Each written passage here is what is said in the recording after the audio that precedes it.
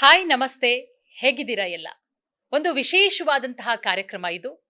ಒಬ್ಬ ವಿಶೇಷವಾದಂತಹ ವ್ಯಕ್ತಿ ಇವತ್ತು ನಮ್ಮ ಕಾರ್ಯಕ್ರಮದಲ್ಲಿದ್ದಾರೆ. ಇವರು ಕನ್ನಡ ಚಿತ್ರರಂಗದಲ್ಲಿ ಸುಮಾರು 25 ವರ್ಷಗಳಿಂದ ಸುದೀರ್ಘವಾದಂತಹ ಇತಿಹಾಸ ಇರುವಂತಹ ನಮ್ಮ ಕನ್ನಡ ಚಿತ್ರರಂಗದಲ್ಲಿ ಸುಮಾರು 25 ವರ್ಷಗಳಿಂದ ಕನ್ನಡ ಚಿತ್ರರಂಗದಲ್ಲಿ ಇವರಿದ್ದಾರೆ. ಒಬ್ಬ ಅದ್ಭುತವಾದಂತಹ ನಟ, ಸ್ಫುರದ್ರೂಪಿ ನಟ. ಆದ್ರೆ ತೆರೆ ಮೇಲೆ ಇವರ ನಟನೆ ಭಯಂಕರ. ನೋಡಿ, ಕಳನಟರು ಸಾಕಷ್ಟಿದ್ದಾರೆ. ಇತ್ತೀಚೆಗೆ ಒಂದಷ್ಟು ಸಿನಿಮಾಗಳನ್ನ ನೋಡಿದೀವಿ. ಸುಮಾರು 20-25 ವರ್ಷಗಳಿಂದ ಕಳನಟನಾಗಿ ಮಿಂಚ್ತಾ ಇರೋರು.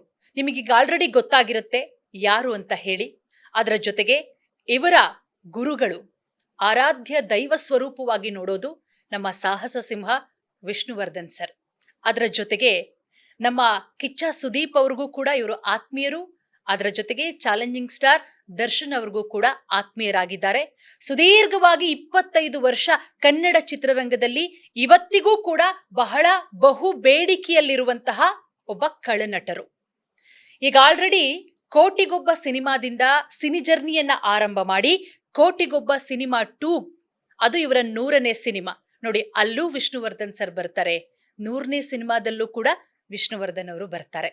ಅವರ ಸಿನಿಮಾ ಹೆಸರಿನಲ್ಲಿ ಮಾಡಿದಂತಹ ಸಿನಿಮಾ. ಅದರ ಜೊತೆಗೆ ಇದುವರೆಗೂ 300ಕ್ಕೂ ಹೆಚ್ಚು ಸಿನಿಮಾಗಳಲ್ಲಿ ಅಭಿನಯಿಸಿದ್ದಾರೆ. ಒಂದಷ್ಟು ಟಾಪ್ 1ನಲ್ಲಿರುವಂತಹ ಧಾರಾವಾಹಿಗಳಲ್ಲೂ ಕೂಡ ಒಳ್ಳೊಳ್ಳೆ ಕ್ಯಾರೆಕ್ಟರ್ಗಳನ್ನ ಮಾಡಿ ಮನೆ ಮಾತಾಗಿರುವಂತಹ ಒಬ್ಬ ಅದ್ಭುತವಾದಂತಹ ನಟನನ್ನ ಇವತ್ತು ನಾನು ಸಂದರ್ಶನ ಮಾಡ್ತಾ ಇದ್ದೀನಿ. ನಿಮ್ಗೆ ಆಲ್ರೆಡಿ ಗೊತ್ತಾಗಿರುತ್ತೆ ಯಾರು ಅಂತ ಹೇಳಿ. ಎಸ್, ಅವರೇನೆ ರವಿಚೇತನ್ ಅವರು. ಕಾರ್ಯಕ್ರಮಕ್ಕೆ ಅವ್ರನ್ನ ಸ್ವಾಗತ ಮಾಡೋಣ. ಸರ್, ಕಾರ್ಯಕ್ರಮಕ್ಕೆ ತುಂಬಾ ಹೃದಯದಿಂದ ಸ್ವಾಗತ ತಮ್ಗೆ. ಸರ್, ಹೇಗಿದ್ದೀರಾ ಸರ್? Fit and fine.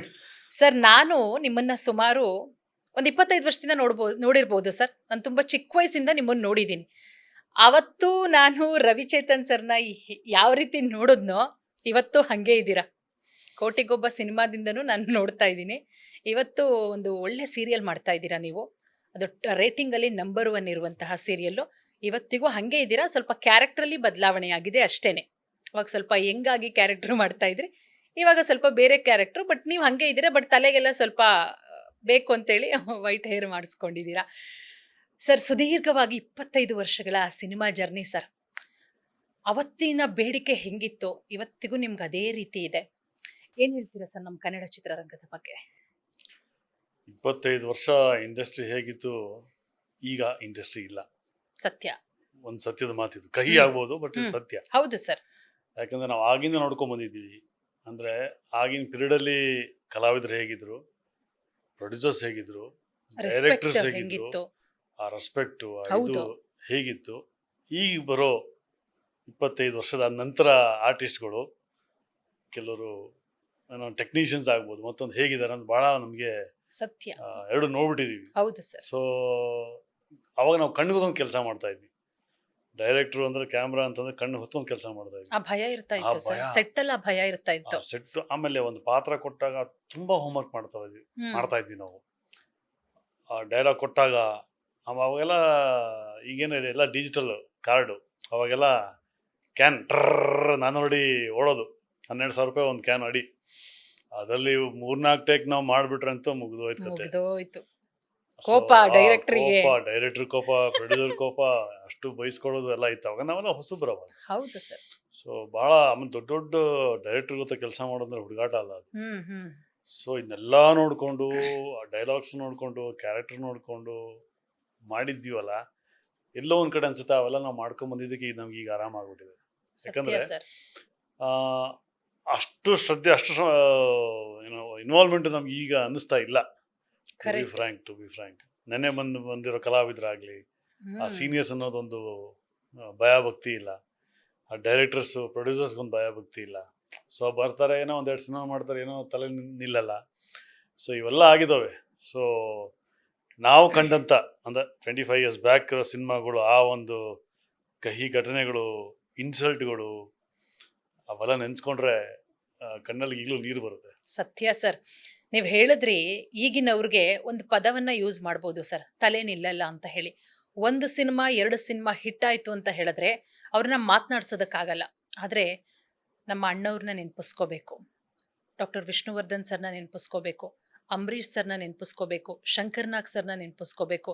ಇನ್ನು ಲೆಜೆಂಡ್ರಿಗಳಿದ್ದಾರೆ, ಟೈಗರ್ ಪ್ರಭಾಕರ್ ಸರ್ನ ನೆನಪಿಸ್ಕೋಬೇಕು, ತೂಗ್ದೀಪ್ ಶ್ರೀನಿವಾಸ್ ಸರ್, ವಜ್ರಮುನಿ ಅವರು. ಎಂತೆಂಥ ಅದ್ಭುತವಾದಂತಹ ನಟರು, ಕಳನಟರುಗಳು. ಆ ಕಳನಟರು ಆ ತೆರೆ ಮೇಲೆ ಬಂದ್ರೆ ಭಯಂಕರ. ಯಾವಾಗ್ಲೂ ಅಷ್ಟೇ ನನ್ನ ರಾಜ್ಕುಮಾರ್ ಸರ್ ಜೊತೆ ಪಾತ್ರ ಮಾಡೋ ಅವಕಾಶ ಸಿಗ್ಲಿಲ್ಲ ನನಗೆ, ಯಾಕಂದ್ರೆ ನಾನು ಎಂಟ್ರಿ ಅವ್ರ ಎಕ್ಸಿಟ್ ಹೌದು ಹೌದು ಹೌದು. ಬಟ್ ಕನ್ನಡ ಹೋರಾಟಗಾರದಲ್ಲಿ ನಾನು ಹೋರಾಟ ಮಾಡ್ಬೇಕಾದ್ರೆ ಅಲ್ಲೆಲ್ಲ ಇದ್ದೆ, ನಾನು ಅವ್ರ ಜೊತೆಲೇ ಇದ್ದೆ. ಖಂಡಿತ. ಆ ಟೈಮಲ್ಲಿ ಈ ವಿಲನ್ಗಳು ಹೇಗೆ ತೋರಿಸ್ತಾ ಇದ್ರು ಅಂದ್ರೆ ಎಂಟ್ರಿನೇ ಭಯಂಕರವಾಗಿರೋದು. ಅಂದ್ರೆ ಒಂದೊಂದು ಸಿನಿಮಾದಲ್ಲಿ 3-4 ಜನ ವಿಲನ್ಗಳು ಇರ್ತಿದ್ರು. ಸೂಪರ್. ಹೌದು.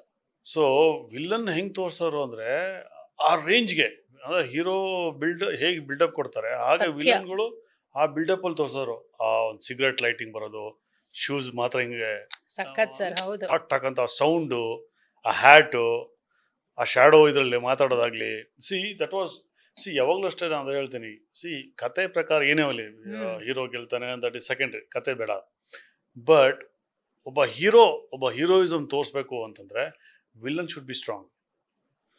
ವಿಲನ್ ಸ್ಟ್ರಾಂಗ್ ಇದ್ರೇನೆ ಒಬ್ಬ ಹೀರೋಗೆ ಒಂದು ಹೀರೋಯಿಸಮ್ ತೋರ್ಸಕ್ ಸಾಧ್ಯ. ಇಲ್ಲಿ ಏನಾಗ್ಬಿಟ್ಟಿದೆ ಅಂತಂದ್ರೆ ವಿಲನ್ ಯಾರೋ ಇರ್ತಾರೆ, ಕಾಂಬಿನೇಷನ್ ಸರಿ ಇರಲ್ಲ. ವಿಲನ್ 6 ಅಡಿ ಇರ್ತಾನೆ, ಹೀರೋ 4 ಅಡಿ 5 ಅಡಿ ಇರ್ತಾರೆ, ಅಥವಾ ಉಲ್ಟಾ ಇರ್ತದೆ. ಹೌದು. ಸೊ ನನ್ಗೆ ಅರ್ಥನೇ ಆಗಲ್ಲ ಹೇಗೆ ಹೌದು ಕಾಂಬಿನೇಷನ್ ವರ್ಕೌಟ್ ಮಾಡ್ತಾರೆ. ನಿನ್ನೆ ಒಂದು ಸಿನಿಮಾ ಮಾಡ್ಕೊಂಡು ನನ್ ನಿಜವಾಗ್ಲು ಬಹಳ ಬೇಜಾರಾಗತ್ತ. ಸತ್ಯ. ಅದ್ ನೋಡಿ, ಹೀರೋ 6 ಅಡಿ ಇದಾರೆ, ವಿಲನ್ ಶಾರ್ಟ್ ಇದಾರೆ, ಅವ್ರ ಜೊತೆ ಫೈಟ್, ಭಯಂಕರ ಫೈಟ್. ಕರೆಕ್ಟ್. ಹೀರೋ ಮೊದ್ಲೇ ಒಂದ್ 4-5 ಜನ ದೊಡ್ಡ ಬಾಡಿ ಬಿಲ್ಡರ್ಸ್ ಹೊಡೆದಾಕ್ ಬಂದ್ಬಿಟ್ಟಿರ್ತಾರೆ. ಇಲ್ಲಿ ಅವನ ಹತ್ರ ಏಟ್ ತಿಂತಾರೆ. ಅರ್ಥನೇ ಆಗಲ್ಲ ನನಗೆ, ಇಲ್ಲಿ ಏನ್ ಮಾಡ್ತಾ ಇದ್ದಾರೆ. ಅಲ್ಲ ಸರ್, ಡೈರೆಕ್ಟರ್ಗಳು ನೋಡಿ ಎಂತೆಂತ ಡೈರೆಕ್ಟರ್ಗಳು ಹುಟ್ಕೊಳ್ತಾ ಇದ್ದಾರೆ ಅಂತ ಹೇಳಿ. ಕತೆ ಕಂಟೆಂಟ್ ನೋಡ್ತಾ ಇಲ್ಲ, ಹೀರೋ ಮೇಲೆ ಮಾಡಕ್ ಹೋಗ್ತಾ ಇದಾರೆ. ಸತ್ಯ. ಅದು ಮೈನಸ್ ಆಗ್ತಾ ಇರೋದು ನನಗೆ ಅನ್ಸುತ್ತೆ. Correct sir. ನೀವು ಹೇಳ್ದ ಅಣ್ಣವ್ರು ಆಗ್ಬೋದು, ವಿಷ್ಣು ಸರ್ ಆಗ್ಬೋದು, ಅವಾಗೆಲ್ಲ ಹಿಂಗ ಇದು ಸಿನಿಮಾ. ಪ್ರಭಾಕರ್ ವಿಲನ್ಸ್ ನೀವೆಲ್ಲ ಹೆಸರು ಹೇಳಿದ್ರಿ, ಹೆಂಗಿದ್ರು ಅವಾಗ. ನಮ್ಗೆ ಸಡನ್ ಆಗಿ ವಿಲನ್ ಅಂದ ತಕ್ಷಣ ಪ್ರಭಾಕರ್ ಸರ್ ನೆನಪಾಗ್ತಾರೆ, ತೂಗ್ದೀಪ್ ಶ್ರೀನಿವಾಸ್ ನೆನಪಾಗ್ತಾರೆ, ಸುಧೀರ್ ನೆನಪಾಗ್ತಾರೆ. ಸೊ ಹಂಗ್ ನೆನಪಾಗೋದು. ಈ ಸಡನ್ ಹೇಳಿದ್ರು ಈಗಿನ ಟ್ರೆಂಡ್ ಅಲ್ಲಿ ಒಬ್ಬ ವಿಲನ್ ನೀವು ಯಾರು ಟಕ್ ಅಂತ ಹೇಳಿ ಯಾರು ಬರಲ್ಲ ಸರ್. ಇದೆ, ನೀವೇ ಬರೋದು. ಇಲ್ಲ ಅಲ್ಲ ಸರ್, ನೀವೇ ಬರೋದು. ಒಂದ್ ಫೇಸ್ ನಮ್ ಮುಂದೆ ಬರುತ್ತೆ ಅಂತ ಹೇಳಿದ್ರೆ ರವಿಚೇತನ್ ಸರೇ ಬರೋದು. ಇನ್ಯಾರು ಈಗ ಪ್ರೆಸೆಂಟ್ ಯಾವ ವಿಲನ್ಗಳು ನಮ್ ಕಣ್ಮುಂದೆ ಬರಲ್ಲ. ಥ್ಯಾಂಕ್ ಯು ನೀವು ಅದು ಹೇಳಿದಕ್ಕೆ. ಬಟ್ ಎಲ್ಲೋ ಈಗ ನಿರ್ಮಾಪಕರಿಗೆ ಮತ್ತು ಡೈರೆಕ್ಟರ್ಗೆ ಅದ್ ನೆನಪಾಗ್ತಿಲ್ಲ. ಈಗಿನ ಹುಡುಗರು ಹುಡ್ಕಕ್ ಹೋಗ್ತಾರೆ, ಬಟ್ ಅಂದ್ರೆ ರಿಲೇಷನ್ ಹೆಂಗಿರುತ್ತೋ ಮತ್ತೊಂದಿರೋದು ಗೊತ್ತಿಲ್ಲ. ನಾ ಹೇಳುದು, ಒಂದು ಸಿನಿಮಾ ನಿನ್ ಫ್ರೆಂಡ್ಶಿಪ್ ಏನೇ ಇದೆ ಸಪರೇಟ್ ಆಗಿಡಿ, ಬಟ್ ಒಂದು ಸಿನಿಮಾ ಅಂತ ಬಂದಾಗ, ಪಾತ್ರ ಅಂತ ಬಂದಾಗ ಅದಕ್ಕೆ ಸೂಟ್ ಆಗೋವಂತ ಒಂದು, ನಾನೇ ಅಂತಲ್ಲ, ಸೂಟ್ ಆಗೋವಂತ ಒಬ್ಬ ಕಲಾವಿದ ಇರಬೇಕು ಆ ಪಾತ್ರಕ್ಕೆ. ಈಗ ಹೀರೋ 6 ಅಡಿ ಅಂದ್ರೆ ವಿಲನ್ 6 ಅಡಿ ಇರಬೇಕು. ಹೌದು, ಕರೆಕ್ಟ್ ಸರ್. ಆ ಫೈಟ್ ಇದೆಯಲ್ಲ ಅದು. ಈಗ ಫಾರ್ ಎಕ್ಸಾಂಪಲ್ ಕುರುಕ್ಷೇತ್ರ ತಗೊಳ್ಳಿ. ಕುರುಕ್ಷೇತ್ರ ಅಲ್ಲಿ ದರ್ಶನ್ ಸರೇನೆ ಆ ಭೀಮನ್ ಚೂಸ್ ಮಾಡಿದ್ದು. ಯಾಕೆ ಅಂತಂದ್ರೆ ಹೈದರಾಬಾದ್ ಅಲ್ಲಿ ಯಾವ್ದೋ ಒಂದು ಶೂಟಿಂಗ್ ಹೋದಾಗ ಅಲ್ಲಿ ಜಿಮ್ ವರ್ಕೌಟ್ ಮಾಡ್ತಾ ಇದ್ರು. ಸೊ ಆ ಬಿಲ್ಡಪ್ ಅವೆಲ್ಲ ನೋಡಿ, ಅವ್ನ್ ಗೆಟಪ್ ಎಲ್ಲ ನೋಡಿ ದರ್ಶನ್ ಸರ್ ಅವರು ಸಜೆಸ್ಟ್ ಮಾಡೋದಂತೆ, ಭೀಮಾಗಿ ಒಂದು ಸೂಟ್ ಆಗ್ತಾನೆ. ಅವರು ಬಾಂಬೆದವ್ರು ಅವ್ರು ಆಕ್ಚುಲಿ. ಸೊ ಅವ್ರನ್ನ ಕರ್ಕೊಂಬಂದು ಮಾಡಿಸಿದ್ರು. ಯಾಕೆ ಅಂತಂದ್ರೆ ಅಲ್ಲಿ ದುರ್ಯೋಧನ ಭೀಮಂದು ಫೈಟ್ ಆಗತ್ತೆ, ನೀರಲ್ಲಿ ಫೈಟ್ ಆಗತ್ತೆ ಎಷ್ಟೋ ದಿವಸ. ಸೊ ಆ ಒಂದ್ ಬೇಕಲ್ಲ, ಈಕ್ವಲ್ ಕ್ಯಾರೆಕ್ಟರ್ ಬೇಕು, ಅದು ಸೋಲೋ ಗೆಲ್ವ ಆಮೇಲೆ. ಸೊ ಆತರ ಈಗ ನೋಡ್ತಾ ಇಲ್ಲ.